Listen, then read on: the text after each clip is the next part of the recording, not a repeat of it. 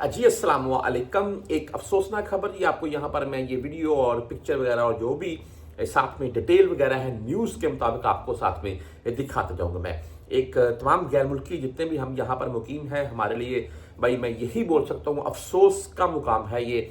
और ये मक्का अल मुकरमा और मदीना में आपको पता जितने भी हाजी आते हैं, ये हाजी हजरात हैं भाई 42 हाजी उनके साथ, यानी कि 42 हाजी वफात पा चुके हैं इस हादसे में। और ये मैं आपको यहाँ पर यह भी चीज़ वाज़ह कर दूं कि सऊदी अरेबिया में ये फतवा है बाकायदा कि 120 की स्पीड प्लस में अगर कोई एक्सीडेंट में मारा जाता है तो उसकी जो है वो मौत वो शहीदों में शुमार नहीं होगी। बाकायदा कुछ मैंने ऐसी भी न्यूज़ सुनी कि उसकी जो मौत है वो हराम करार दी जाएगी। 120 की स्पीड जब रखी गई है तो आप इससे ऊपर क्या लेने जा रहे हैं। बहरहाल इसमें आपकी क्या राय है आप मुझे कमेंट में ज़रूर बताइएगा। ये 42 अफराद उम्रा ज़ायरीन जिनमें खवातीन और तकरीबन 11 छोटे बच्चे भी शामिल थे। यार फैमिलीज बैठी हुई थी इस बस में। ये बस जा रही थी मक्का से मदीना और मदीना से मक्का। आपको पता आम यहाँ पर हाजियों को लेकर बसें चलती हैं, तो ये बस रास्ते में एक ऑयल टैंकर से टकराई है।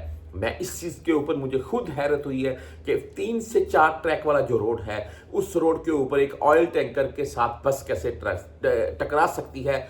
हो ना हो भाई कुछ ऐसा मामला बना है कि जिसकी सूरत में जो ऑयल टैंकर है वो रोड के ऊपर आ रहा था या एकदम से नीचे जाने लगा और बस टकरा गई है उसके साथ, और उसी दौरान एक्सीडेंट की सूरत में आग भड़क उठी है और 42 उम्रा ज़ायरीन हलाक हुए हैं। अच्छा, इनका जो तल्लक बताया जा रहा है वो इंडियन हमारे मुस्लिम भाई हैं जो उनसे बताया जा रहा है। पाकिस्तानी इसमें कोई भी नहीं है जी। ये 42 के 42 इंडियन बताए जा रहे हैं जो अभी तक की न्यूज़ आ रही हैं, और इनमें खवातीन और बच्चे भी शामिल हैं, साथ में Mecca to Medina and Medina to Mecca जाते हुए।